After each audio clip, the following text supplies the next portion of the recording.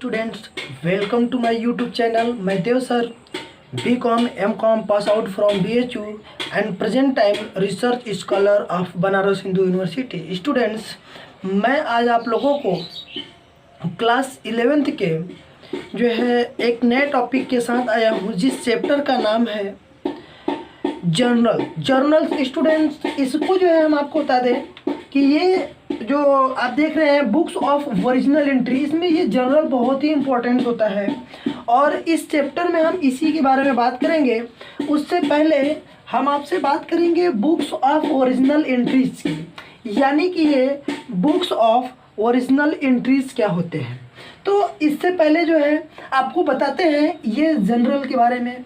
जो जर्नल होता है, journals is a books of original entry in which the transactions are recorded first of all as and when they are take place। means general एक ऐसी books होती है जिसमें हम क्या करते हैं, किसी भी ट्रांजैक्शन को जैसे ही वो ट्रांजैक्शन परफॉर्म होता है, जैसे ही वो ट्रांजैक्शन हमारे बिजनेस में होता है, उस ट्रांजैक्शन को हम तुरंत जो है कहाँ रिकॉर्ड कर देते हैं, जर्नल्स में। स्टूडेंट्स, इस बुक को हम ओरिजिनल एंट्री बुक्स इसलिए कहते हैं क्योंकि ये जो है कि फाइनली रिकॉर्ड होता है हमारे बिजनेस के बुक्स ऑफ अकाउंट में। इसके बाद स्टूडेंट्स, यह जो है लेजर आफ्टर देन जो है trial balance and the financial statement, इस प्रकार से ये चलता है अकाउंटिंग साइकिल। स्टूडेंट्स, अब हम यहाँ बात करेंगे कि कुछ बुक्स ऑफ ओरिजिनल एंट्री के बारे में, जिसमें हम इसको जो है बुक्स ऑफ ओरिजिनल एंट्री सब जनरल या स्पेशल पर्पस सब्सिडरी बुक्स भी कहते हैं। तो स्टूडेंट्स, आइए हम उनके बारे में जानते हैं कि वे कौन कौन से बुक्स हैं जिनको हम बुक्स ऑफ ओरिजिनल एंट्रीज, सब जनरल्स या special purpose of subsidiary books के नाम से जानते हैं। तो स्टूडेंट्स, सबसे पहले पॉइंट नंबर 1, कैश बुक। यहाँ हम आपको जो है बता दें कि आपके सिलेबस के पॉइंट ऑफ व्यू से ये इम्पोर्टेंस है, ये और ये इम्पोर्टेंस नहीं है, लेकिन यहाँ हम जो है कि सभी के बारे में थोड़ा थोड़ा डिस्कस करेंगे, केवल आपको ओवरव्यू देंगे, क्योंकि ये जो स्पेशल पर्पज बुक है, ये सभी बुक को जो है हमें एक सेपरेट वीडियो में जो है स्टडी करनी है। तो आइए स्टूडेंट्स, हम बात करते हैं कैश बुक के बारे में। कैश बुक क्या होता है कि हमारे बिजनेस में जो भी कैश ट्रांजैक्शन होते हैं, any types of cash transaction recorded in the cash book.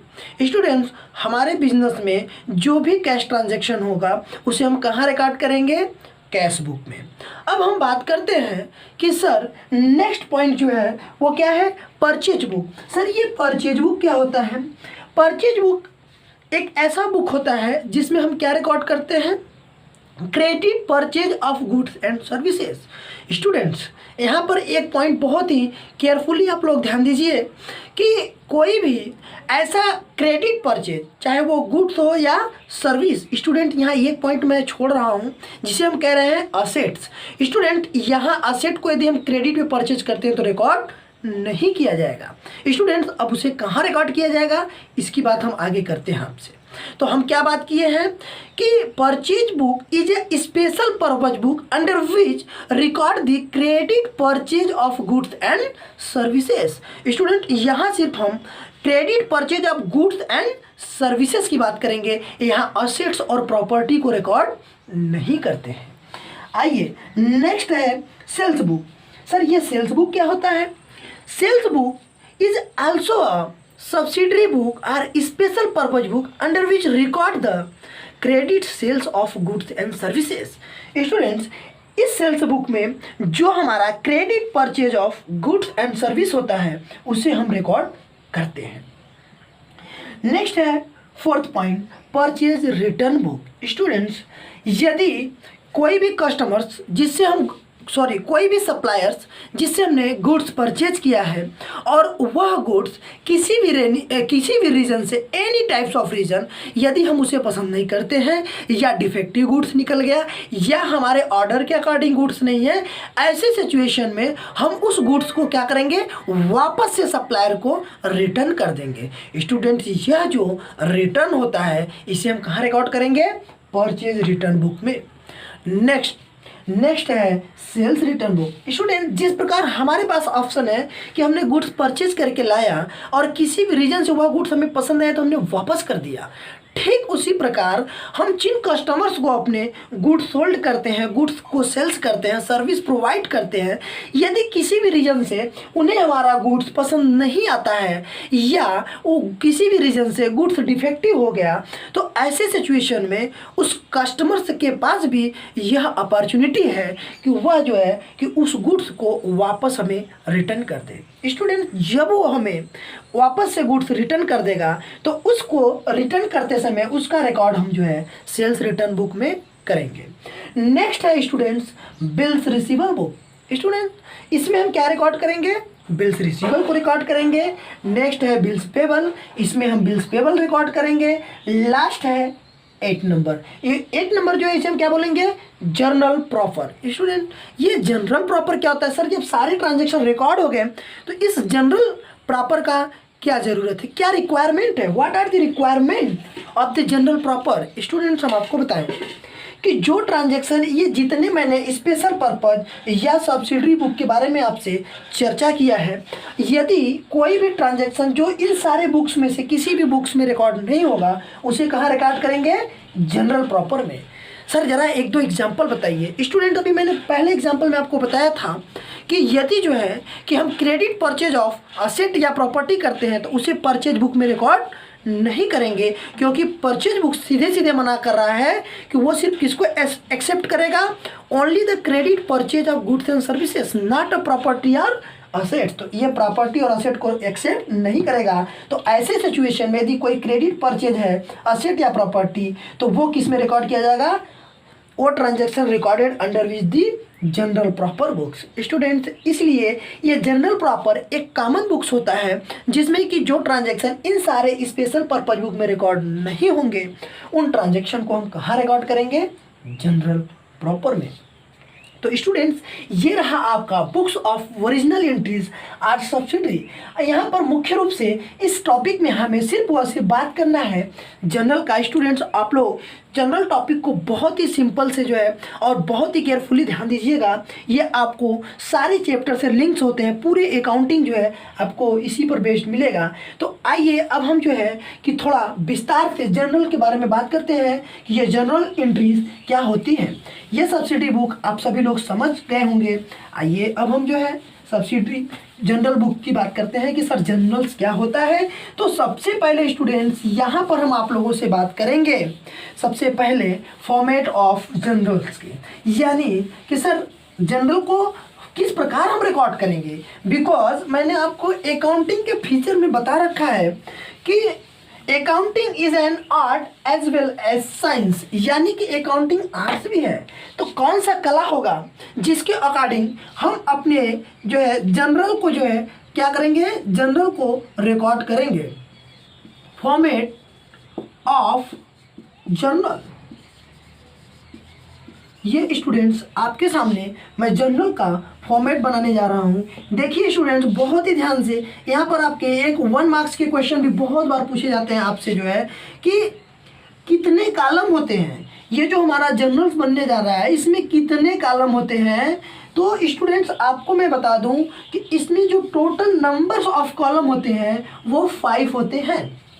Sir कौन कौन से होते हैं, तो स्टूडेंट्स देखिए मैं ये फॉर्मेट आपके सामने प्रिपेयर कर रहा हूँ, आप फटाफट देखिए। पहला कॉलम हो गया डेट का, दूसरा कॉलम हो गया पार्टिकुलर्स, तीसरा कॉलम LF। सर ये LF क्या होता है अभी बताते हैं स्टूडेंट, आप घबराइए नहीं। इसके बाद नेक्स्ट है अमाउंट, ये अमाउंट डेबिट हो गया और नेक्स्ट कॉलम भी हमारा अमाउंट का होता है और ये अमाउंट क्रेडिट हो गया। स्टूडेंट्स ये फॉर्मेट देखिए 1 2 3 4 5, ये टोटल कितने कॉलम हो गए? जनरल्स के 5 कॉलम आपके सामने बन करके दिख रहे हैं। स्टूडेंट्स आइए अब हम इसके हेड के बारे में बात करते हैं कि सर ये जनरल्स में जो अभी आपने बनाया कि date, particulars, LF, amount debit, amount credit, sir इसके बारे में ज़रा बताइए हम लोगों को। तो स्टूडेंट्स आइए मैं आप लोगों को बताता हूँ। सबसे पहले बात करते हैं डेट। स्टूडेंट्स आप सभी लोग जानते हैं कि हमारे बिजनेस का ट्रांजैक्शन जिस डेट को परफॉर्म होता है, टेक प्लेस लेता है, उस डेट को हम यहाँ मेंशन कर देंगे जिस ट्रांजैक्शन को हमें रिकॉर्ड करना है। स्टूडेंट्स डेट यहाँ डालते हैं। After then second column particulars का होता है। स्टूडेंट्स पार्टिकुलर में हम जनरल एंट्री को मेंशन करते हैं और जनरल एंट्री को मेंशन करने के साथ साथ इसी कॉलम में हम जो है नरेशन भी लिखते हैं। सर ये नरेशन क्या होता है? Student narration is a statement which is clarify the transaction. Student narration एक ऐसा स्टेटमेंट होता है जो कि हमारे ट्रांजैक्शन को क्लियर करता है कि सर ये जो एंट्री आपने बनाई इस ट्रांजैक्शन में क्या हो रहा है। सर ये कैसे बनता है? स्टूडेंट मैं आपको बहुत ईजी तरीका बता रहा हूँ कि इस ट्रांजैक्शन को नोट करने के बाद हम जो नरेशन बनाते हैं, इस नरेशन को यदि अभी आपको बनाने में कोई भी प्रॉब्लम होता है तो जैसे क्वेश्चन आपसे पूछा जा रहा है उसी ट्रांजैक्शन को आपको बिन या फॉर लगाकर एट इट इज आपको रिकॉर्ड कर देना है, मेंशन कर देना है। कोई प्रॉब्लम नहीं है, तुरंत आप जो है ट्रांजैक्शन को यहाँ मेंशन कर दीजिए जो कि क्लियर कर देगा कि हमारा जो ऊपर एंट्री रिकॉर्ड हुई है उस ट्रांजैक्शन में क्या हो रहा है। नेक्स्ट है एलएफ। सर ये तो शॉर्ट फॉर्म लग रहा है। जी हाँ बिल्कुल ये शॉर्ट फॉर्म है। इसका फुल फॉर्म क्या होता है सर? इसका फुल फॉर्म होता है लेजर फोलियो। सर हिंदी में बताइए, नहीं समझ आया तो स्टूडेंट ये जो लेजर फोलियो होता है इसको हम हिंदी में खाता पृष्ठ संख्या कहते हैं। मीन्स कि ये जो हम यहाँ लेजर जनरल बना रहे हैं, इस जनरल को हम जिस पेज पर लेजर में पोस्ट करते हैं उसका पेज नंबर यहाँ पर हम मेंशन करते हैं। स्टूडेंट्स यहाँ आपको बुक्स में अकाउंट में प्रॉब्लम को सॉल्व करते समय इसका यूज नहीं मिलेगा। एक बार फिर सुनिए, एलएफ का फुल फॉर्म होता है लेजर फोलियो। तो अब इसका यहाँ पर कोई भी आपको ज़रूरत नहीं है, बट जब आप प्रैक्टिकल में किसी कंपनी के अकाउंटेंट किसी बिजनेस ऑर्गेनाइजेशन में एज अ अकाउंटेंट वर्क करेंगे तो वहाँ आपको प्रैक्टिकली इसे अप्लाई करना होगा। यहाँ पर आपको पेज नंबर डालना होगा, लेजर फोलियो मेंशन करना होगा। नेक्स्ट है अमाउंट डेबिट और अमाउंट क्रेडिट। स्टूडेंट जो डेबिट एंट्री होगी उसका अमाउंट डेबिट में और जो क्रेडिट होगा उसका अमाउंट जो है क्रेडिट में। स्टूडेंट यहाँ आप ध्यान रखिए, क्या सर दोनों अमाउंट डिफरेंस होगा क्या debit credit? Not possible student, because debit and credit is a double aspect under the single transaction. यहाँ क्या होता है कि एक ही ट्रांजैक्शन के ये दोनों दो एस्पेक्ट होते हैं, डेबिट और क्रेडिट। यहाँ पर अमाउंट भी दोनों के क्या होंगे? सेम होंगे। सर आप तो बहुत इजीली सिखा दिए। जी हाँ बिल्कुल इजी है, आप लोग केवल अच्छे से इसको समझने का प्रयास करें। तो स्टूडेंट ये रहा फॉर्मेट ऑफ जर्नल्स। आप सभी लोग जो है इसके फॉर्मेट को समझ गए होंगे। अब हम आपसे बात करना चाहेंगे step in preparation of journals. वो कौन कौन से स्टेप है जिसे हम फॉलो करते हैं जर्नल्स को प्रिपेयर करते समय? सर बताइए फटाफट। मैं बिल्कुल बता रहा हूँ। देखिए step number 1, student first of all we are identify are the clear the number of account affected by the transaction. हमारे ट्रांजैक्शन में कौन कौन से अकाउंट इफेक्ट हो रहे हैं, सबसे पहले हम उसे आइडेंटिफाई करेंगे, क्लैरिफाई करेंगे, एनालिसिस करेंगे ट्रांजैक्शन का। ट्रांजैक्शन को एनालिसिस करने के बाद हम देखते हैं कि इस ट्रांजैक्शन में कौन कौन से जो है अकाउंट अफेक्ट हो रहे हैं। सर अकाउंट कौन कौन से होते हैं? वही जो मैं आपको प्रीवियस वीडियो में डबल एंट्री सिस्टम में बता रखा है, personal account, real account and nominal account. Student उसमें से हमें यह देखना है कि कौन कौन से अकाउंट अफेक्टेड होते हैं। Step number 2, student step number 2 में हमें देखना है कि कभी भी हम जब पर्सनल अकाउंट के ट्रांजैक्शन को रिकॉर्ड करते हैं तो उस अकाउंट के सामने हम ये अकाउंट वर्ड या फिर ये फुल अकाउंट वर्ड नहीं लगाएंगे। ध्यान दीजिएगा। सर ऐसा क्यों? क्योंकि पर्सनल अकाउंट के सामने ये हमारा प्रिंसिपल कहता है कि अकाउंट आपको वर्ड नहीं मेंशन करना है। Student step number 3, sir step number 3 क्या है?